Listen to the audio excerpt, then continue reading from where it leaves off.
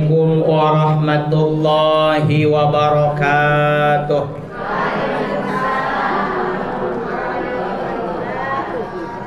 Alhamdulillahilladzi hadana li hadza wa ma kunna linahtadiya laula an hadanallah.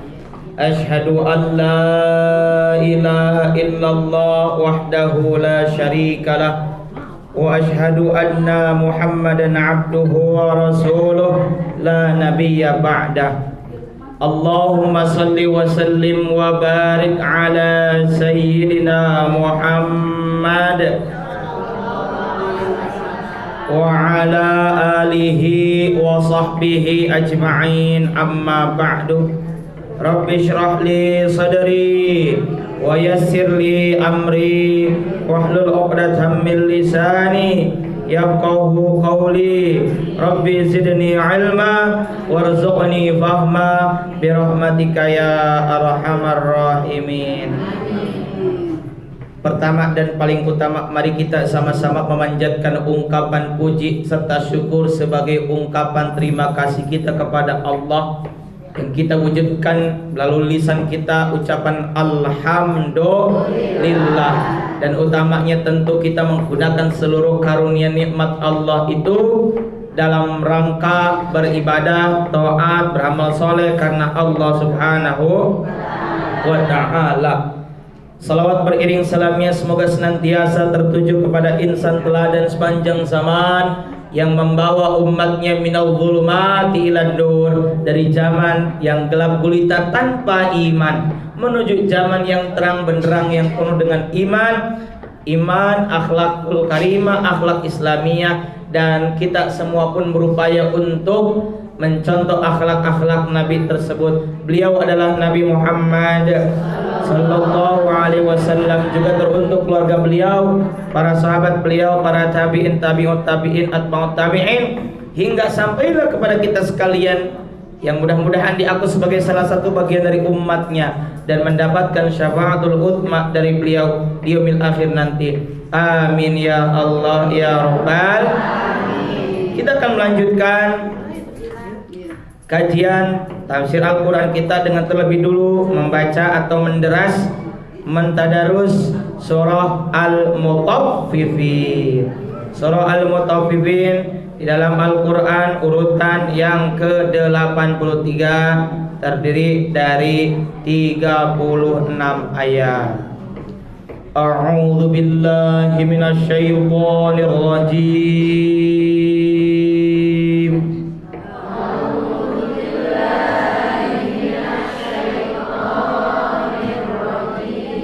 Bismillahirrahmanirrahim.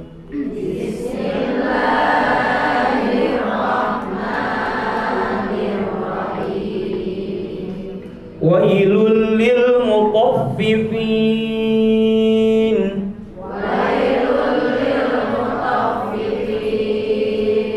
Alladzina idza iktalu 'alan nasi yastawfun.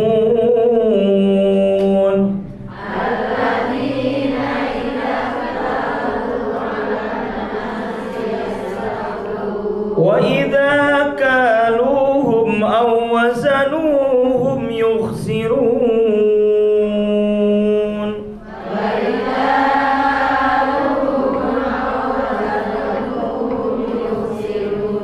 Ala yadhunnu ulaika annahum mab'utsun.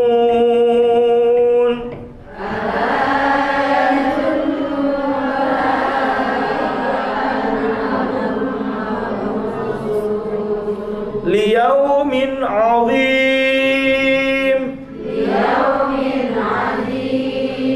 Yauma yaqumun nasu lirabbil alamin.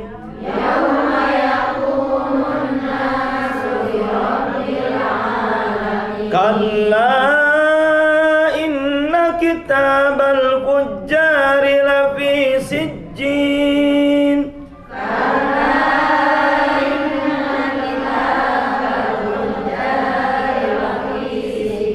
Wa ma adraka ma sijjin.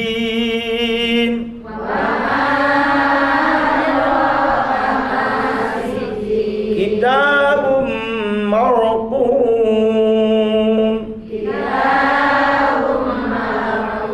Wailun yawma idzin lil mukazzibin.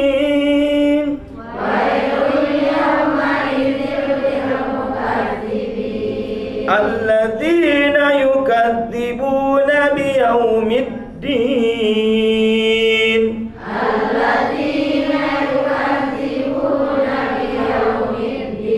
Wa ma yukadzibu bihi illa kullu mu'tadin athim.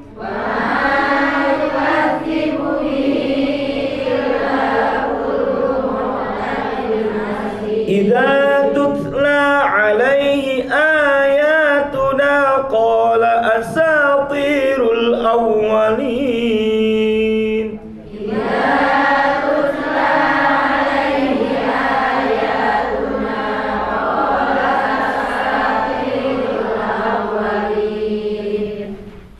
Ini setelah bal ayat 14, saktah berhenti sejenak, melanjutkan tanpa nafas seperti mamba'atana mimmar hadza.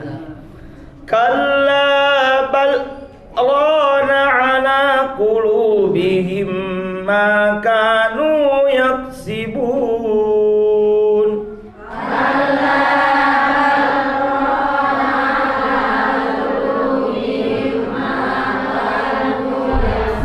Sekali lagi ayat tadi saya ulang, nanti diikuti. Kalla bal rana ala qulubihim ma kanu yaksibun.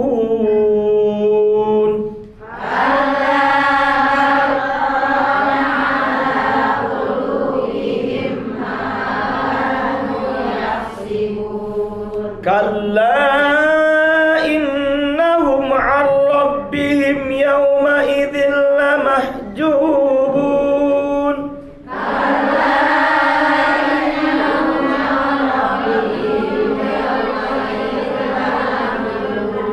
Thumma innahum lasalul jahim.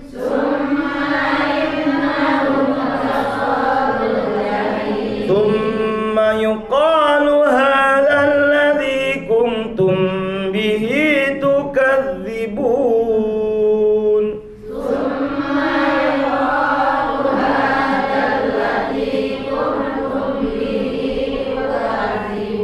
Kalla inna kitabal abrari lafi 'illiyin.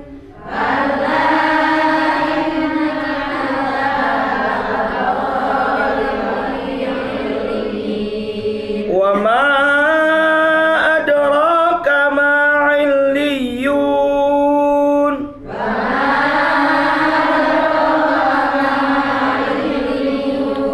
Kitabun marqum.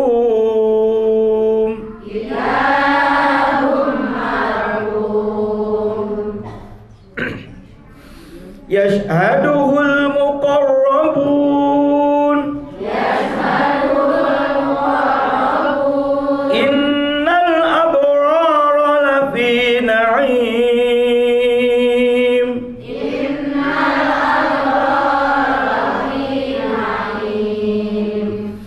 Ta'rifu fi 'alal araiki yanzurun.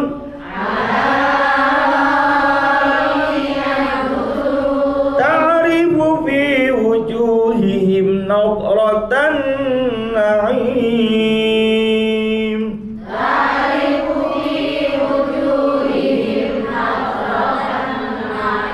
Yusqawna min rahiqin makhtum.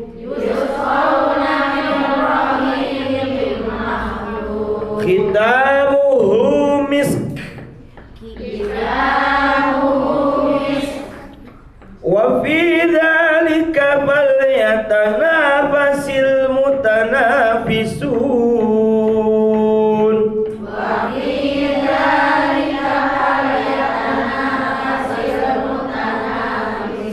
mizajuhu min tasnim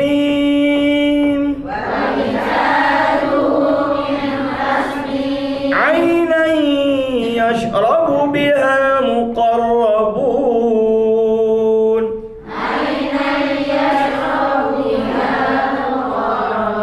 innal ladzina ajramu kanu minal ladzina amanu yadhhakun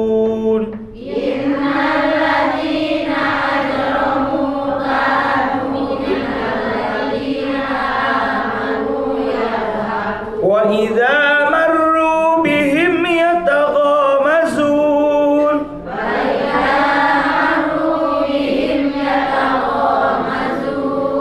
wa idza qalabu ila ahlihim qalabu fakihin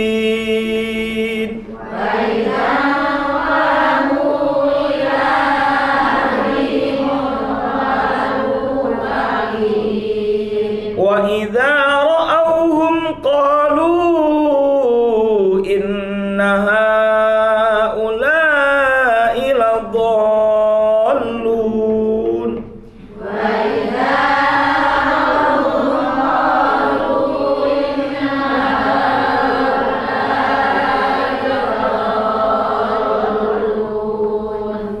wa ma ursilu alaihim hafizin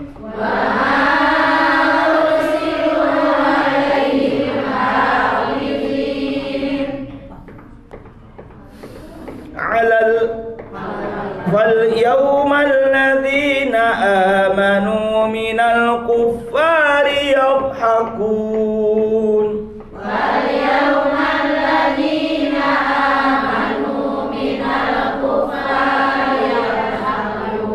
alal araiki yanzurun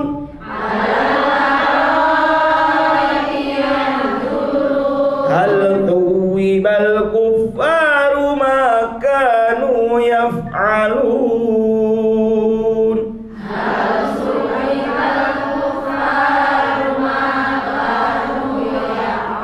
sadaqallahul azim.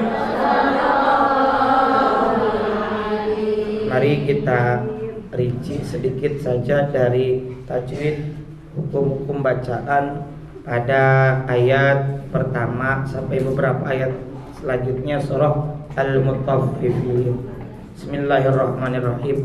Wailul, tulisannya wailun, idgham ila gunna. Idgham artinya melebur. Apa yang dilebur di sini? Bunyi n pada wailun. Karena apa? Dhamma tain bertemu dengan lam. Jadi dilebur tapi tidak menggunakan dengung. Wailul lil tidak wailul ya. Wailul lil mutaffifin po ya, mutaffifin ya, kayak kita mutaffifin tapi ya po ya. Alladzi mad asli. Nah, idzak di situ idza ada alif. Awalnya mad asli, lalu bertemu dengan alif di depan kaf sukun itu. Namanya hamzah wasal, berarti dianggap tidak panjang dan tidak ada langsung ke dalam kaf. Alladzina idzak di dalam tajwid itu ada namanya sifatul huruf. Selain makharijul huruf ada sifatul huruf. Apa kalau makharijul huruf? Tempat-tempat keluarnya huruf.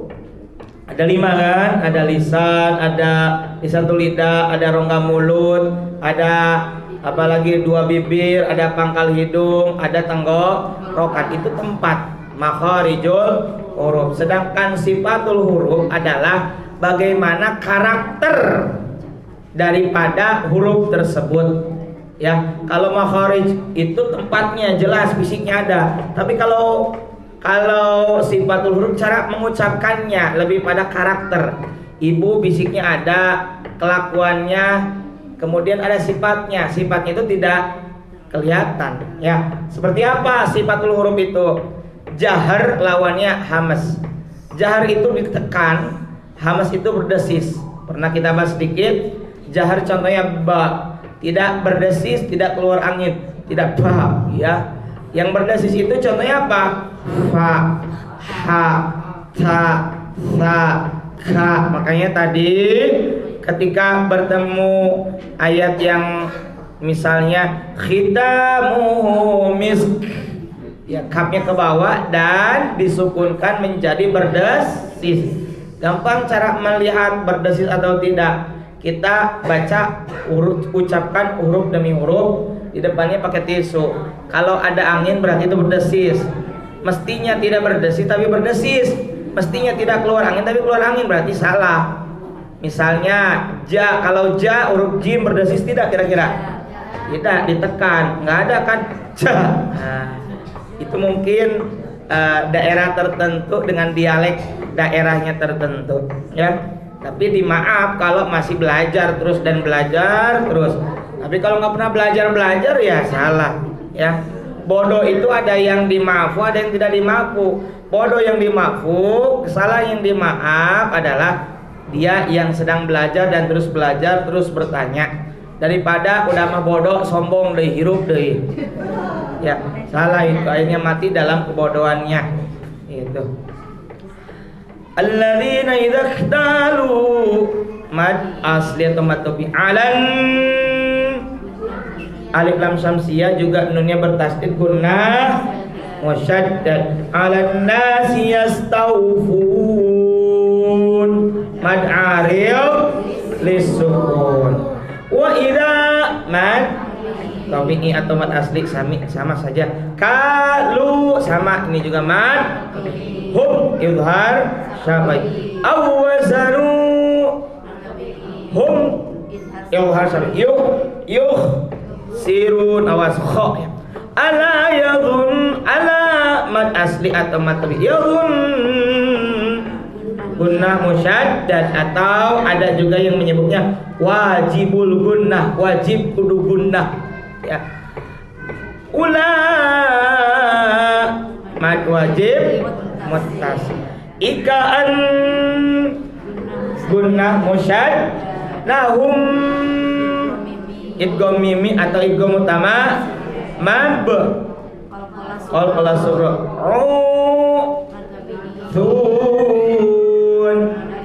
liyaumin azim mad aridlis. Tadi ada namanya sakta.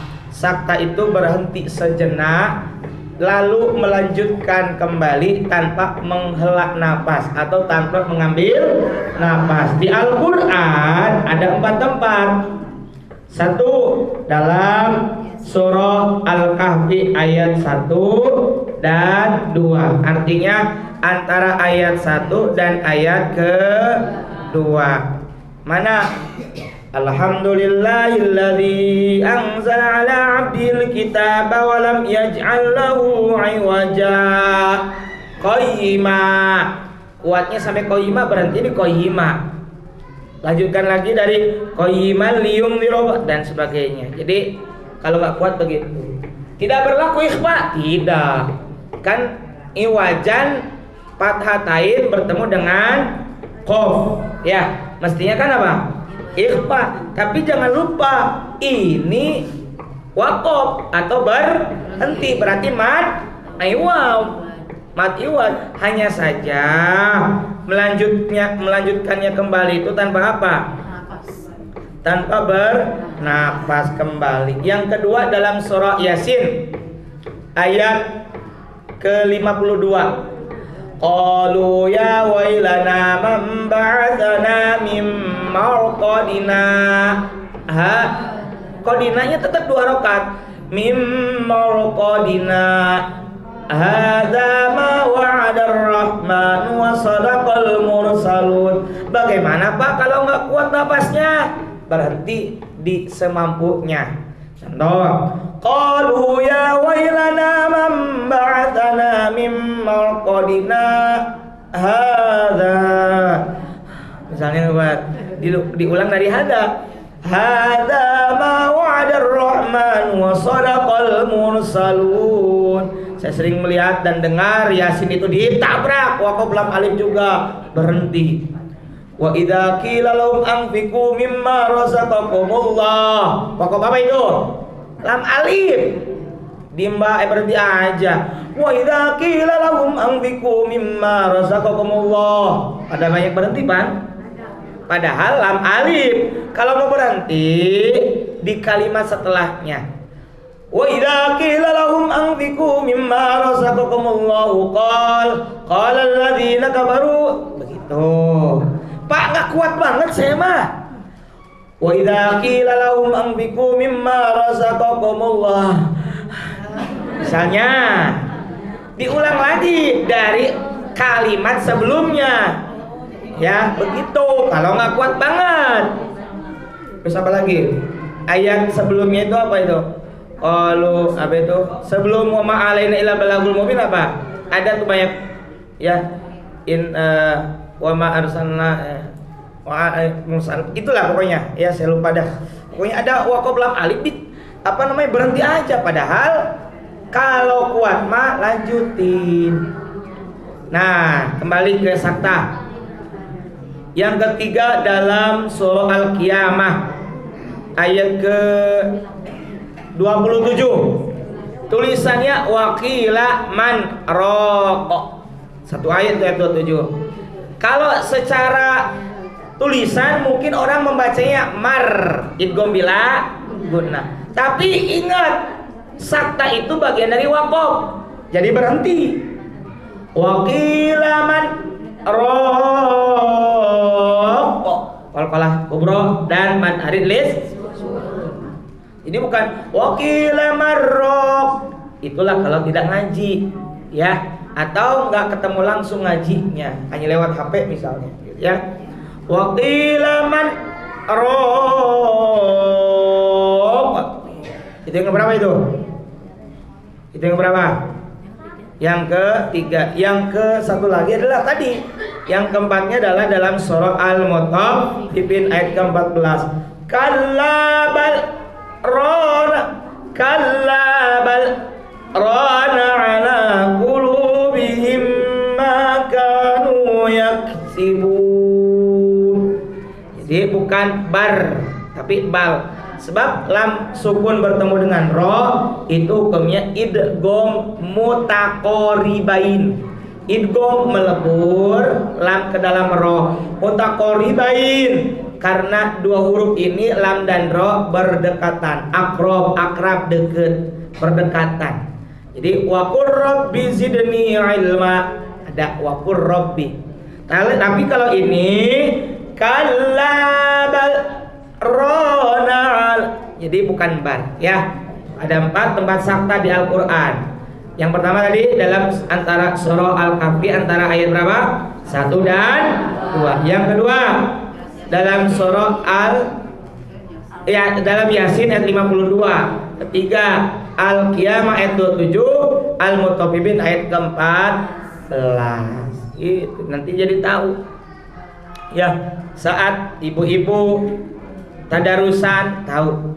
Saya punya PR buat ibu-ibu supaya nanti saat Ramadan bisa menderas membaca Al-Quran dengan lancar. Mungkin wallahu alam libur atau tidaknya. Yang jelas ibu-ibu harus bisa menghatamkan 1 bulan 1 kali khatam. Ya, insya Allah. Tentunya dibekali dengan ilmu supaya tidak salah baca lagi. Jangan sampai alama alif lam mim dibaca alama, ain sin qaf asaqo, ya, atau ada ain sin qaf salah juga, padahal ain sin qaf, ain sin qaf 666. Kenapa angpa ain bunyi n, ain n bertemu dengan bunyi sin ikhfa. Sin kenapa Pak? Karena bunyi n bertemu dengan qaf ikhfa juga.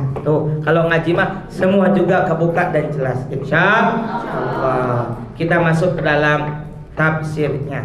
Ini cukup panjang 36 ya. 36 ayat. Kemungkinan kita bahas bagi 3 ini ya. cukup panjang. Ya, bagi 3 pertemuan maksudnya.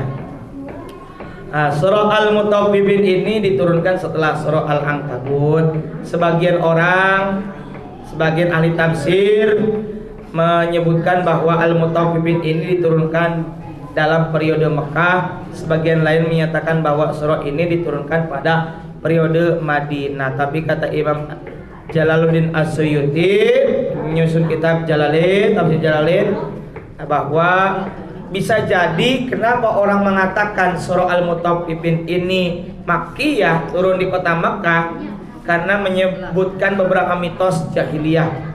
Ada lagi yang berpendapat bahwa ini Madaniyah karena sebelum Islam datang bahwa penduduk Yathrib itu yang sekarang terkenal dengan Madinah, ya, itu terkenal dengan curang, ya.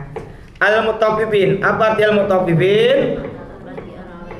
Ya, Al-Mutaffifin adalah orang-orang yang curang.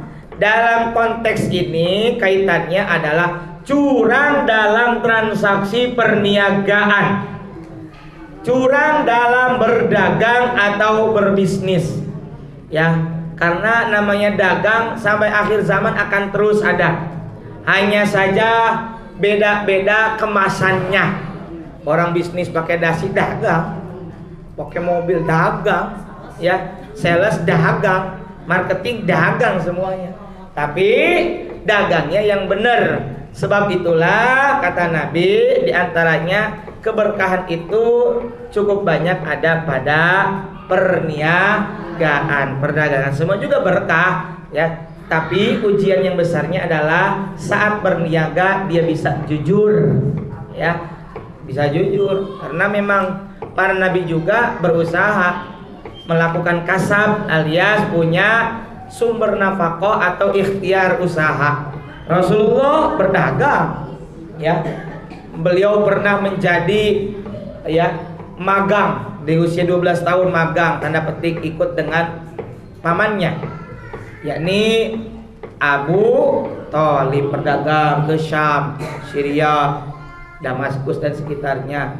Kemudian disuruh pulang karena ada pendeta yang melihat tanda-tanda kenabian pada diri Nabi Muhammad yang masih kecil. Lalu usia 17-an, sekitar masih muda, beliau sudah membawa barang dagangan, punya para pembesar, tuan-tuan dan nyonya-nyonya dari Makkah. Kemudian beliau menjadi investment manager, mengelola titipan dagangan, menjadi investor, akhirnya menjadi bos, sampai-sampai menjadi apa ya, lebih dari bos, istilahnya CEO, komisaris utama, pemilik. Kenapa? Karena ketika usia 25 beliau menikahi Khadijah yang merupakan bosnya. Cek orang mana dunungan. Semuanya diserahkan, dikelola oleh Rasulullah Muhammad. Sampai-sampai usia 37 beliau itu istirahat berdagang. Karena apa? Mau fokus untuk memikirkan umat. Jadi semua nabi juga rata-rata usaha. Nabi Idris itu, Bu, usahanya adalah seorang penjahit, berarti bidang garment, ya. Oke. Kenapa disebut Idris? Asal kata dari darosa, ngaderes. Jadi beliau tiap ngaput, tiap jahit itu selalu menderas nama Allah. Misalnya Bismillah, Allah, Bismillah, misalnya Subhanallah. Makanya ibu-ibu yang suka ngejahit itu coba sambil, ya, berapa lubang kita memasukkan jarum, ya, ke dalam Subhanallah, Subhanallah sampai tak terhitung. Kan kata Allah apa? Ya ayyuhalladzina amanu dzkurullaha dzikran katsira wasabbihuhu bukratan wa asila. Hai orang-orang yang beriman, banyaklah kalian berzikir kepada Allah dan bertasbihlah kamu di waktu pagi dan petang. Kayak tuh yang suka jahit, yang suka goreng, Allah, Bismillah, Allah. Jadi selalu gitu. Asal jangan di toilet saja. Ya kalau dapur masih boleh kan, ya. Itu. Kalau dimanapun tetap harus zikir, ingat kepada Allah Subhanahu wa Ta'ala. Di toilet, Pak, berarti nggak zikir dong. Zikirnya di kolbu, di dalam hati. baca doa masuk WC, keluar WC, baca doa istinja, itu juga nggak perlu keras-keras dalam hati saja, gitu ya, zikir. Nah, Nabi Nuh yang kita tahu dengan peristiwa apa? Banjir bandang. Memang beliau diantaranya daerahnya itu terkenal dengan hutan dan bidang perkayuan, usaha. Nabi Syuaib pertanian, apalagi Nabi Daud di bidang home industry, melempengkan besi menjadi baju untuk peperangan, pedang, perkakas rumah tangga. Tapi kita umat Rasulullah nggak kalah. Besi bisa terbang, apa? Pesawat terbang, bisa ngapung, ya. Jadi hebat umat Rasulullah. Nah, kembali, perdagangan itu penuh keberkahan bila dagangnya benar. Di sini kalau nggak benar bagaimana? Allah mencercanya dengan kalimat Bismillahirrahmanirrahim. Wailul lil mutaffifin. Kecelakaan besarlah bagi orang-orang yang curang. Alladzina, yaitu orang-orang idzaktalu, yang apabila mereka menerima takaran, alan nas, atas orang atau dari orang lain, yastawfun, mereka minta dipenuhi. Maksudnya apa? Kalau kita minta atau beli ke orang, kita minta biar banyak, Mang. Awas tuh, liatin harus penuh. Tambahin. Ya, dia pengen enak buat dirinya. Wa idza kaluhum aw wazanuhum yukhsirun. Dan jika mereka menakar, giliran dirinya aja menakar, orang lain yang beli, menakar atau menimbang untuk orang lain, apa? Yukhsirun, mereka merugikan, maksudnya mengurangi timbangan itu. Ya. Di zamannya itu dulu ada dua timbangan. Satu timbangan yang untung buat dirinya saat menerima, kudu banyak, kudu penuh. Ya, ibarat kata mah begini kali ya. Tidak hanya timbangan sih, kan kalau zaman timbangan dulu neracanya begini ya. Yang satu pakai paku, ya, atau pakai pemberat biar cepat berat, atau tidak hanya pada timbangan. Misalnya saya pernah menemukan oknum, saya tidak menganggap semua sama, oknum beli pasir di truk, biar kelihatan padat, di dasarnya ditinggikan dulu, kan sama itu juga.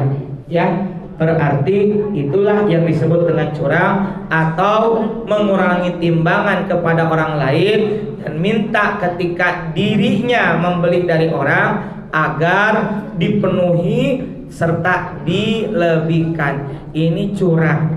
Standar ganda lah kira-kira. Apa standar ganda? Buat orang lain mah rugi, buat dirinya kudu untung. Na'udzubillahi min dzalik. Rata-rata orang pengen untung, Pak, betul. Tapi bukan sekedar untung dunia yang akhirnya menjolimi orang. Ya, untung di dunia dah. Misalnya paling berapa sih? Ya kalau sifatnya rutinan untungnya 1.000-2.000 kalau orang sering beli. Kalau yang kayak beginian, kayak gadget, kayak yang sifatnya mahal, paling untungnya 50.000, 100.000, paling banter juga. Tapi kalau sampai nipu, bohong, curang, ya dunia untung, akhirat malah buntung. Na'udzubillahi min. Ingat, awas ya. Jadi jangan sampai kita begini, kita mau udah mohon maaf banget, udah mah miskin dunia, miskin akhirat. Miskin dunia dia ngebela-belain biar kaya, curang dalam dagang. Tapi akhiratnya dia rugi. Ya, jangan begitu. Ini sebenarnya ayat Al-Quran ini sangat cocok sekali di zaman sekarang. Karena orang zaman sekarang ingin mengejar untung yang sesaat, tapi dia lupa menjalin kerjasama. Bu, kalau Kalau kita ribut dengan pedagang, maaf, kita pedagang, contoh nih, kita yang dagang, ribut, kita menang, dia kalah, tapi yakin dia nggak akan balik lagi. Ya, yang paling penting dalam dagang itu adalah menjalin kerjasama. Sebenarnya Bu, kita usaha itu niatnya ibadah dan saling memberikan nilai manfaat atau bertukar nilai manfaat. Di pasar ibu ada yang jual sembako, ada yang jual beras, ada yang jual buah-buahan, ada yang jual perkakas atau perlengkapan rumah tangga, ada yang menjual yang kecil-kecil seperti plastik, karet dan sejenisnya. Itu saling bekerja sama kan? Ada yang butuhnya makanan, ada yang butuhnya karet, ada yang butuhnya plastik. Karena kita tidak bisa hidup sendiri, kita ini makhluk sosial yang butuh bersama-sama. Makanya ini adalah nasihat buat kita bersama. Hendaknya kita ini menjalin kerjasama, diantaranya dalam berdagang dengan baik. Jangan sampai merugikan orang lain, karena kita pun tentu tidak mau dirugikan. Saya pernah memberikan contoh ya, bahwa jangan sampai kita ini kalah dengan etnis tertentu di negeri ini. Kalau misalnya datang mau nyari TV X, kok ada TV X padahal di etalase, di displaynya tidak ada. Dia bilang ada. Iya, tenang, lihat dulu di gudang. Padahal enggak ada. Dia telepon temennya yang beda ruko atau beda kios. Ci, lu orang punya TV merek X enggak? Ada. Berapa Ci? 2.500.000. Jangan 2.500.000, 2.300.000 dah. Oke, 2.300.000. Diambilin 2.300.000. Dibilang, "Pak, 2.800.000. Waduh, kemahalan, 2.500.000 aja ya." Ditawar, jatuhlah harga 2.500.000, dijual.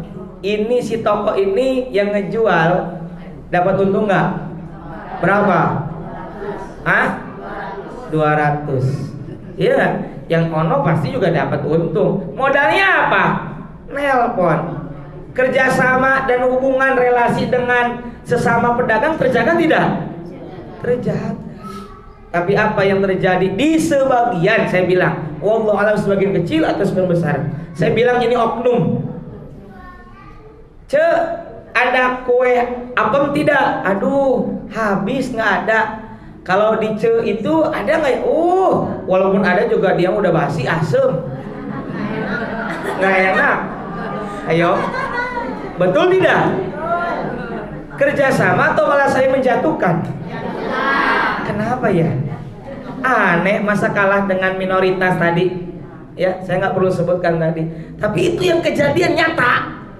Coba, bener kan? Makanya cobalah. Al-muslim akhul muslim. Satu muslim itu saudara dengan sesama muslim yang lainnya. Berawal dari hubungan dagang, bertetangga. Ya. Karena siapa lagi yang akan yang membantu kita kalau bukan saudara kita yang seakidah atau seiman, ya. Ala yadhunnu ulaika annahum mab'udun.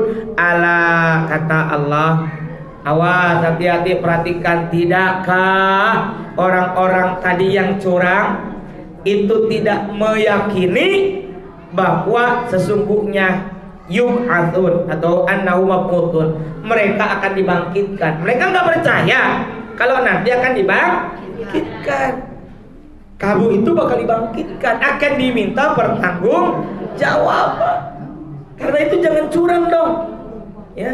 Nanti akan ada pertanggungjawaban. Yang benar akan lancar, yang nggak benar ya nggak akan lancar. Pada pertemuan lalu kita sudah bahas bagaimana ada yang hisab yasiro, ada yang hisab dengan mudah, ada juga yang berbelit-belit. Tentu kita pengen yang mudah. Yang berbelit-belit itu karena apa? Di antaranya dia berbuat curang dalam berdagang. Kita yakin bahwa kita akan diminta pertanggungjawabannya. Karena itu dari sekarang kita memperbaiki diri, di antaranya dengan dagang prakteknya yang benar. ya. Berkah, biar berkah ya. Syukur-syukur banyak dan berkah. Apa itu berkah? Al-barakatu ya ziyadatul khair. Ziyadatul khair itu tambah-tambah nilai kebaikan. Mohon maaf, ibu-ibu yang suaminya gajinya cuma 1 jutaan atau 2 juta paling banter, sedangkan kebutuhan risiko sekarang mah rata-rata sedang 100.000 sehari dikali 3 juta, tapi gaji kok cuma 1.500.000 setengahnya. Itulah namanya berkah. Walaupun segitu gajinya kurang dari kebutuhan, tapi kok apa? Cukup wae. Itu namanya barokah. Walu ya waktu na perlu ayah, nggak perlu ribet-ribet. Nah, tadi 1.500.000 gaji, 1.500.000 lagi dari mana? Dari berkah itu. Jadi beranak pinak dari 1.500.000. Kayaknya apalagi guru, dia gaji guru yang honorer yang belum sertifikasi paling berapa sih? Masih ada yang 100.000 ya, ratusan ribu, belum 1 juta. Ya Allah, paling gajinya 1 juta. Sabar jujur jam tawakal ya. Ada guru juga yang gajinya 3 koma, tanggal 3 udah koma. Yang ketawa pengalaman ini. Tapi insya Allah barokah Bu, barokah ya, insya Allah barokah ya. Apalagi kalau guru mah Bu, apalagi kalau gurunya yang guru ngaji, insya Allah barokahnya itu dunia wal akhirat. Kenapa? Kalau oke lah, ada guru, ada dosen terima gaji, tapi dia hanya sifatnya ngajar itu transaksional, dia ngajar dia digaji ya, tidak ada lebihnya. Tapi kalau guru ngaji atau guru SD biasanya apa? Akan ada berkelanjutan, tidak hanya dikasih honor, tapi juga dapat transferan Al-Fatihah, transferan doa. Tak berkah itu mungkin doa dari murid-murid kita, siswa atau santri kita. Karena kan ada idza matamu adama in qata'a amalu illa min talatin. Bila mana meninggal seorang anak manusia, maka terputus segala amalnya illa min talatin, kecuali 3 perkara. Di antaranya adalah aw ilmin yuntafa'u bihi, ilmu yang bermanfaat. Selama ilmu itu dimanfaatkan oleh murid kita, royaltinya, pahalanya ngalir terus buat kita ya. Makanya berkah. Guru berkah rezeki, berkah usia, biasanya awet muda. Ibu punya guru SMP sampai saat ini mungkin mukanya sama kayak ibu. Entah itu yang awet muda atau ibu cepat tua ya. Ya, gitu. Jadi kalau guru kita mah mukanya masa muda terus, kalau kita masa gini terus ya. Nah, jadi berkah itu ya. Nah, liyaumin azim, ayat kelima. Yang dimaksud dengan hari dibangkitkan adalah hari yang sangat besar, karena hari kiamat ya. Ada yang nanya, Pak, kalau kiamat sekolah libur tuh atuh aing lagi paes ya. Ya, nah, itu hari kiamat. Yaumin azim, hari yang besar. Yauma yaqumun nasu li rabbil alamin, yaitu hari ketika manusia berdiri menghadap Tuhan semesta alam. Jadi ini adalah sebuah peringatan. Kamu nggak percaya bahwa kamu akan dibangkitkan? Karena itu kalau kamu percaya akan dibangkitkan, siapin amalnya sebaik-baiknya. Karena setiap kita ini Bu senantiasa dekat kepada kematian. Ada yang dicepatkan, ada yang santai saja. Tapi yang paling penting kita semua akan sampai kepada kematian. Tinggal kita harus mempersiapkan. Karena yatba'ul mayyit talatun, yang akan mengiringi mayit itu 3 perkara: ahluhu, keluarganya, wa maluhu, hartanya, wa amaluhu, dan amalnya. Fayarji usnani, yang akan balik lagi 2, ahluhu wa maluhu, harta dan keluarga balik lagi, nggak akan ngikut-ngikut. Wa yabqa wahid, yang tetap hanya 1, apa itu? Amalnya. Betapapun cinta, aduh mama jangan tinggalin bapak, suka dikawin deui.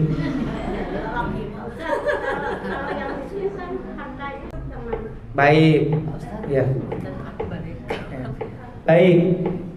Justru nih dua-duanya ada bagus ya. Mau kaya, mau miskin, selalu ambil positif, ambil hikmahnya. Yang kaya dianugerahi kelebihan rezeki sebagai bekal untuk ibadah. Yang nggak punya harta, alhamdulillah makin ringan, betul nggak?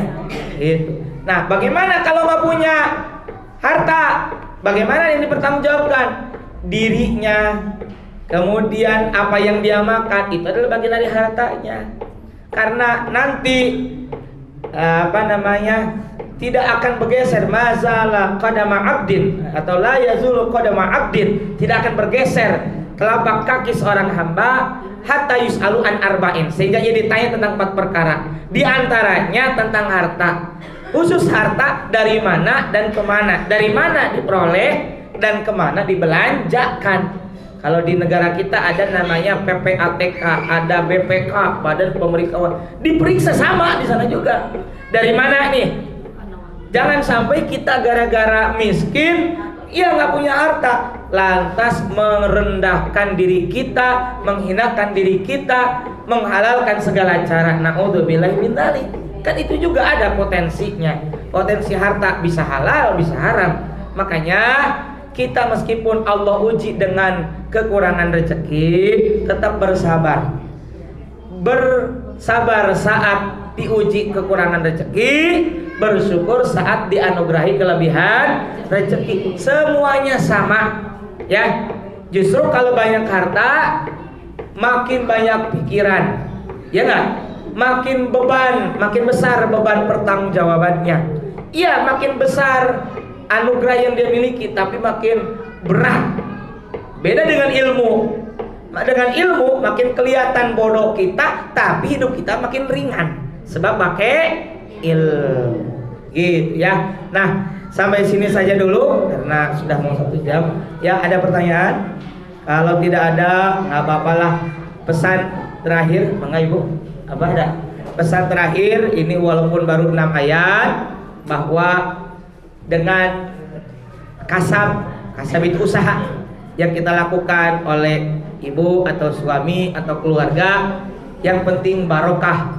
Waktunya sholat ya, waktunya ngaji ya, ada waktu tertentu, nggak perlulah misalnya selama 24 jam buka semua. Kita mah ibarat kata apa, ngerokan dunia ya. Ya, kalau kerjanya memang benar-benar kudu, aduh saya mah kejar setoran karena mau setoran haji nih belum selesai, ya boleh, tapi jangan lupa hak badan juga perlu diistirahatkan. Jangan sampai P8. Tahu P8? Pergi pagi, pulang petang, kepala pusing, penghasilan pas-pasan, pusing. Itu ya, 8L akhirnya. Lemah, letih, lesu, lunglai, lemah lagi gitu ya. Awas ya, mudah-mudahan ada manfaat dan barokahnya. Shadaqallahul azim. Allahumma rahmna bil Qur'an waj'alhu lana imaman wa nuran wa hudan wa rahmah. Allah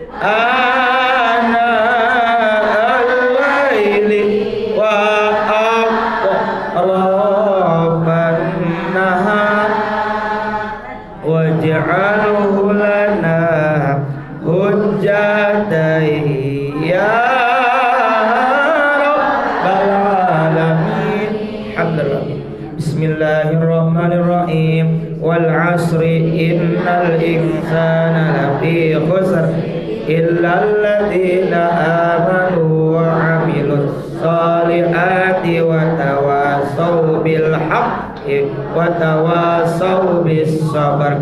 Subhanakallahumma wa bihamdika asyhadu an la ilaha illa anta astaghfiruka wa atubu ilaik. Mohon maaf kekhilafan. Wallahul muwaffiq. Assalamualaikum warahmatullahi wabarakatuh.